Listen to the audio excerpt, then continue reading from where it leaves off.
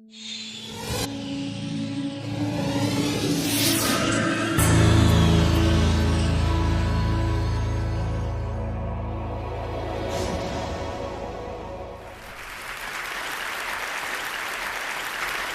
this is a really extraordinary honor for me. I spend most of my time in jails, in prisons, on death row.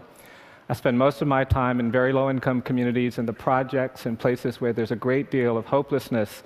And being here at TED and seeing the stimulation, hearing it, has been very, very energizing to me. And one of the things that's emerged in my short time here is that TED has an identity. And you can actually say things here that have impacts around the world, and sometimes when it comes through TED, it has meaning and power that it doesn't have when it doesn't. And I mention that because I think identity is really important.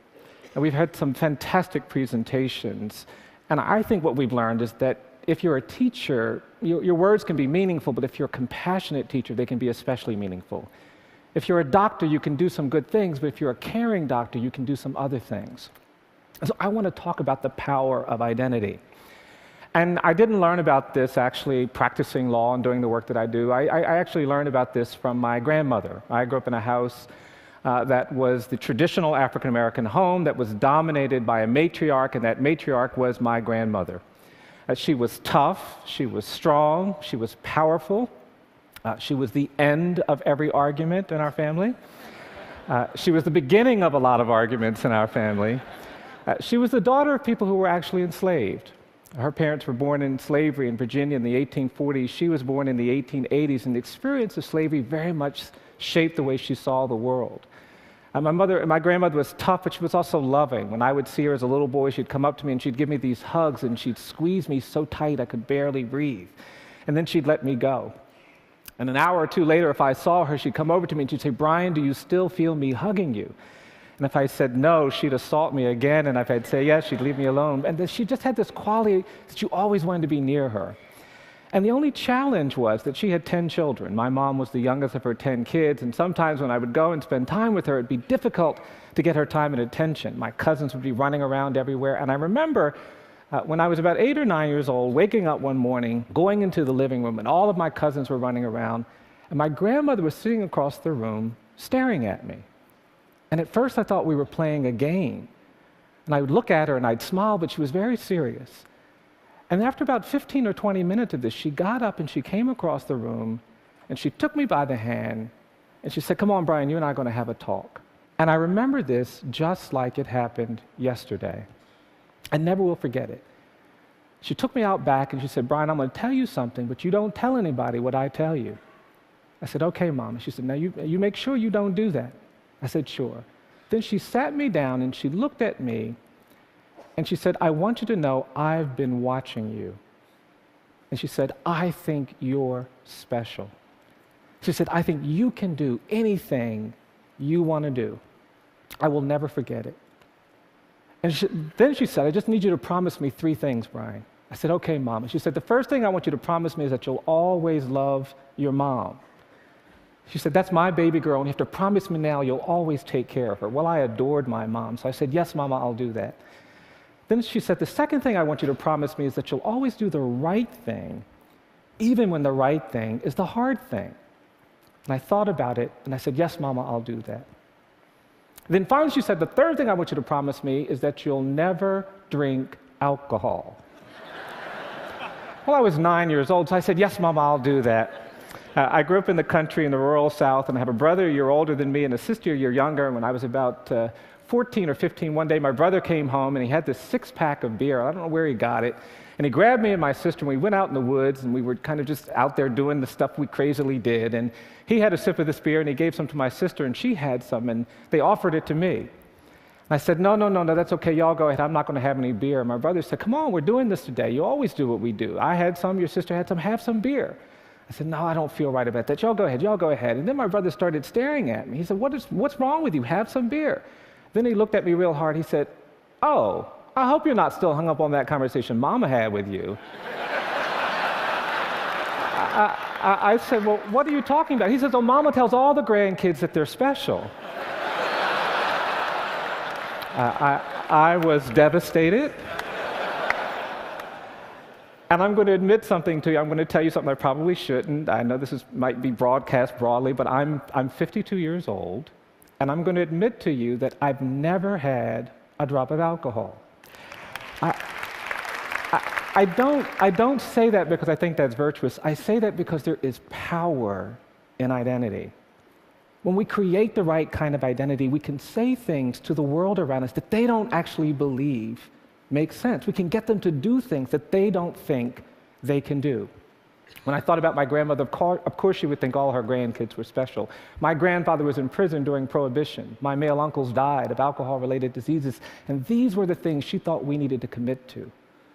Well, I've been trying to say something about our criminal justice system. This country is very different today than it was 40 years ago. In 1972, there were 300,000 people in jails and prisons. Today, there are 2.3 million. The United States now has the highest rate of incarceration in the world. We have 7 million people on probation and parole, and mass incarceration, in my judgment, has fundamentally changed our world. In poor communities and communities of color, there is this despair, there is this hopelessness that is being shaped by these outcomes. 1 out of 3 black men between the ages of 18 and 30 is in jail, in prison, on probation, or parole. In urban communities across this country, Los Angeles, Philadelphia, Baltimore, Washington, 50 to 60% of all young men of color are in jail or prison, or on probation and parole.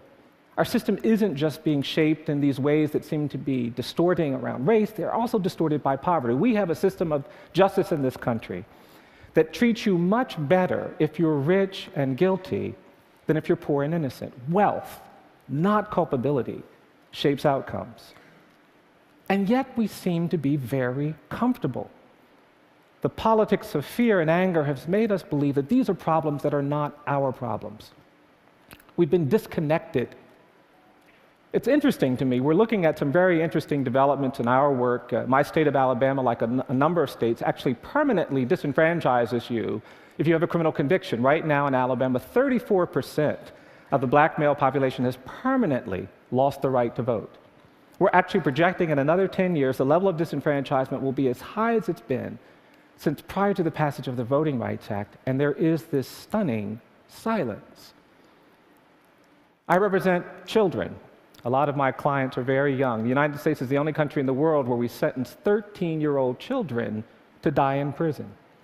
We have life imprisonment without parole for kids in this country. And we're actually doing some litigation. Only country in the world. I represent people on death row. It's interesting, this question of the death penalty. In many ways, we've been taught to think that the real question is, do people deserve to die for the crimes they've committed? And that's a very sensible question. But there's another way of thinking about where we are in our identity. The other way of thinking about it is not, do people deserve to die for the crimes they commit, but do we deserve to kill? I mean, it's fascinating. Death penalty in America is defined by error.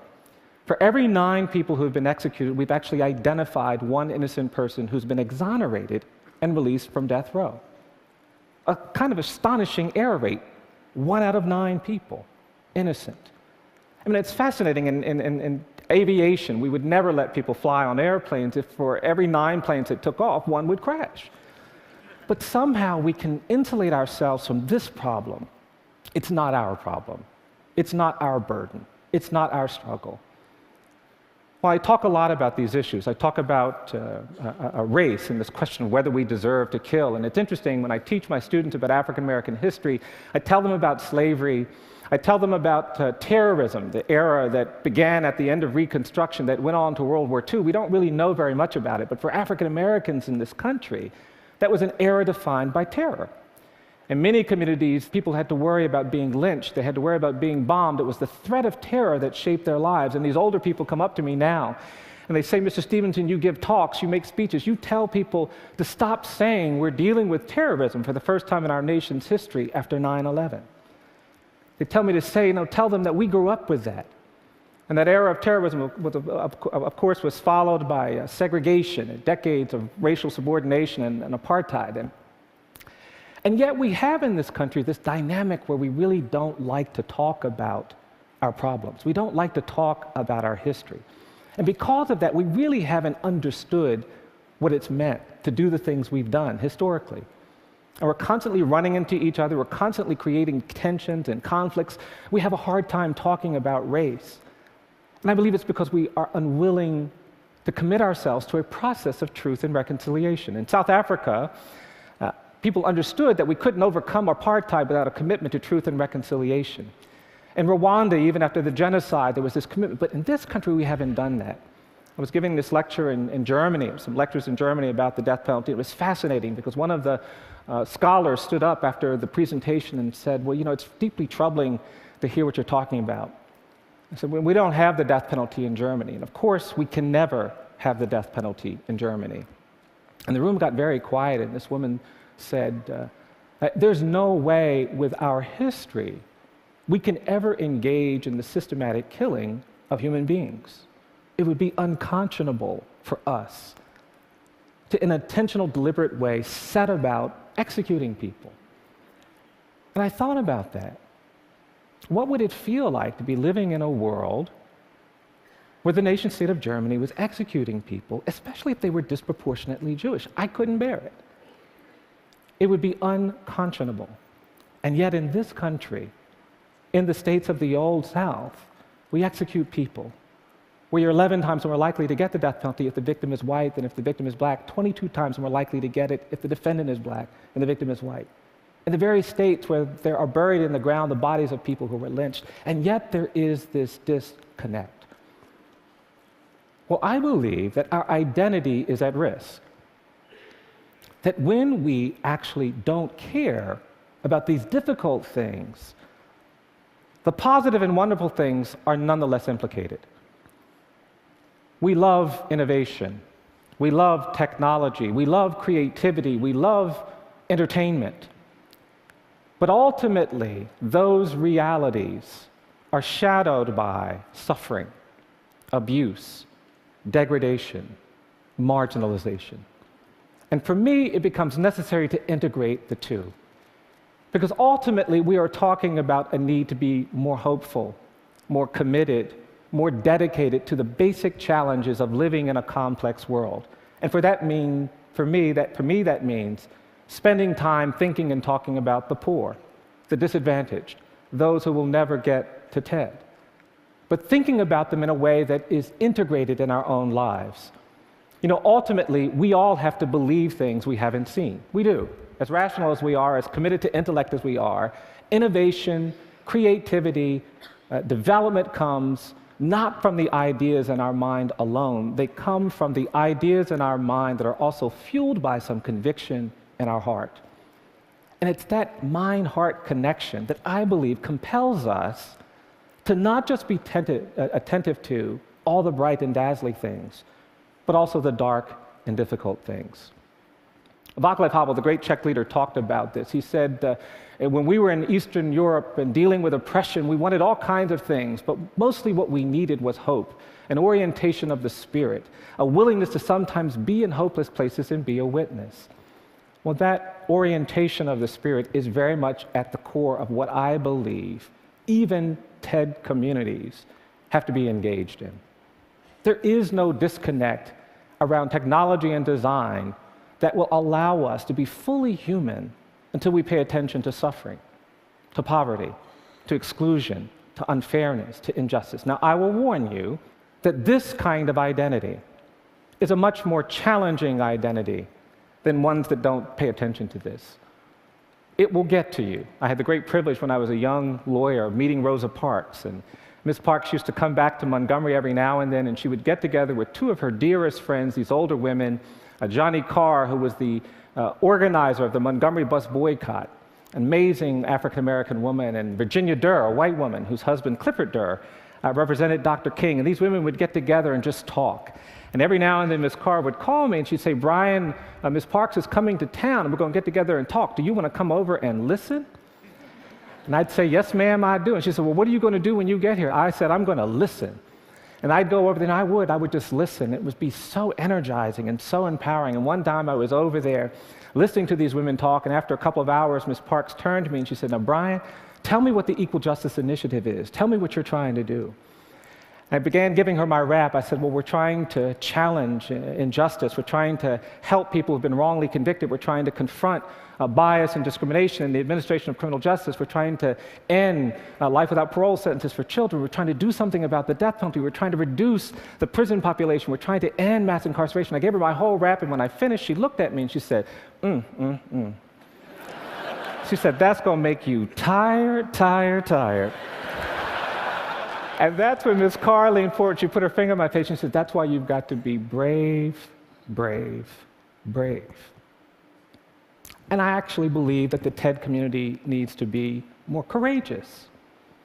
We need to find ways to embrace these challenges, these problems, the suffering. Because ultimately, our humanity depends on everyone's humanity. I've learned very simple things doing the work that I do. It's just taught me very simple things. I've come to understand and to believe that each of us is more than the worst thing we've ever done. I believe that for every person on the planet. I think if somebody tells a lie, they're not just a liar. I think if somebody takes something that doesn't belong to them, they're not just a thief. I think even if you kill someone, you're not just a killer. And because of that, there's this basic human dignity that must be respected by law. I also believe that in many parts of this country, and certainly in many parts of this globe, that the opposite of poverty is not wealth. I don't believe that. I actually think in too many places, the opposite of poverty is justice. And finally, I believe that despite the fact that it is so dramatic and so beautiful and so inspiring and so stimulating, we will ultimately not be judged by our technology. We won't be judged by our design. We won't be judged by our intellect and reason. Ultimately, you judge the character of a society, not by how they treat the rich and the powerful and the privileged, but by how they treat the poor, the condemned, the incarcerated. Because it's in that nexus that we actually begin to understand truly profound things about who we are. I sometimes get out of balance. I'll end with this story. I sometimes push too hard. I do get tired, as we all do. Sometimes those ideas get ahead of our kind of thinking in ways that are important. And I've been representing these kids who've been sentenced to do these very harsh sentences, and I go to the jail and I see my client who's 13 and 14, and he's been certified to stand trial as an adult, and I start thinking, well, how did that happen? How can a judge turn you into something that you're not? And the judge has certified him as an adult, but I see this kid, and I was up too late one night, and I started thinking, well, gosh, if the judge can turn you into something that you're not, the judge must have magic power. I said, yeah, Bryan, the judge has some magic power. You should ask for some of that. And because I was up too late and wasn't thinking real straight, I started working on a motion. And I had a client who was 14 years old, a young, poor black kid, and I started working on this motion, and the head of the motion was a motion to try my poor 14-year-old black male client like a privileged white 75-year-old corporate executive.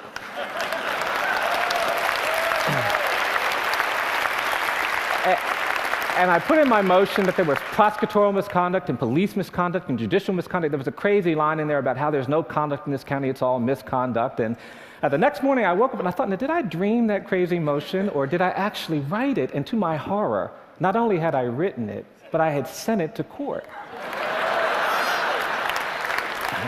A couple months went by and I just had forgotten all about it. And I finally decided, oh gosh, I got to go to the court and do this crazy case. And I got in my car and I was feeling really overwhelmed. And I got in my car and I went to this courthouse and I was sitting, oh, this is going to be so difficult, so painful. And I finally got out of the car and I started walking up to the courthouse. And as I was walking up the steps of this courthouse, there was an older black man who was the janitor in this courthouse. When this man saw me, he came over to me and he said, who are you? I said, I'm a lawyer. He said, you're a lawyer? I said, yes, sir. And this man came over to me and he hugged me. And he whispered in my ear, he said, I'm so proud of you. And I have to tell you, it was energizing. It connected deeply with something in me about identity, about the capacity of every person to contribute to a community, to perspective that is hopeful.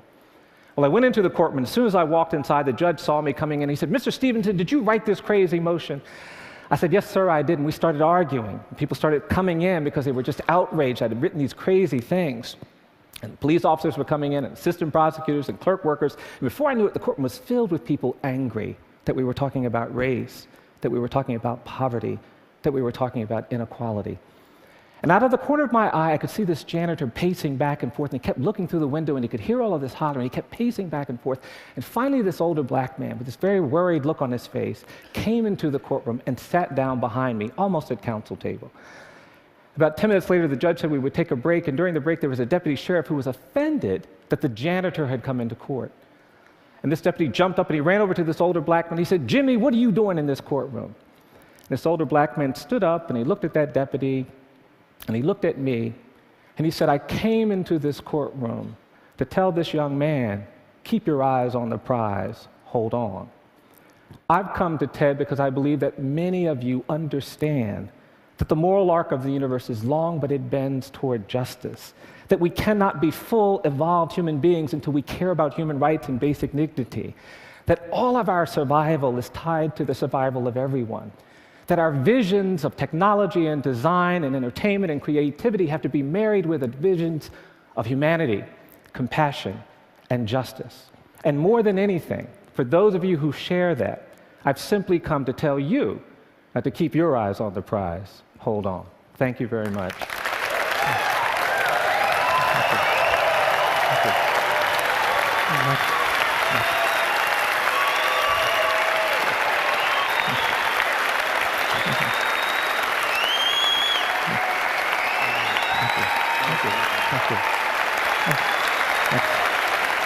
Bryan, so you heard and saw an obvious desire by this audience, this community, to help you on your way and to do something on this issue. Other than writing a check, what could we do? Well, there are opportunities all around us. If you live in the state of California, for example, there is a referendum coming up this spring where actually there's going to be an effort to redirect some of the money we spend on the politics of punishment. For example, here in California, we're going to spend $1 billion on the death penalty in the next 5 years. $1 billion. And yet, 46% of all homicide cases don't result in arrests. 56% of all rape cases don't result. So there's an opportunity to change that. And this referendum would propose having those dollars go to law enforcement and safety. And I think that opportunity exists all around us. Now, there's been this huge decline in crime in America over the last 3 decades. And part of the narrative of that is sometimes that it's about increased incarceration rates. What would you say to someone who believed that? Well, actually, the violent crime rate has remained relatively stable. You know, the great increase in mass incarceration in this country wasn't really in violent crime categories. It was this misguided war on drugs. That's where the dramatic increases have come in our prison population. And we got carried away with the rhetoric of punishment. And so we have 3 strikes laws that put people in prison forever for stealing a bicycle, for low-level property crimes, rather than making them give those resources back to the people who they victimized. I believe we need to do more to help people who are victimized by crime, not do less. And I think our current punishment philosophy does nothing for no one. And I think that's the orientation that we have to change. Bryan, you've struck a massive chord here. You're an inspiring person. Thank you so much for coming to TED. Thank you. Thank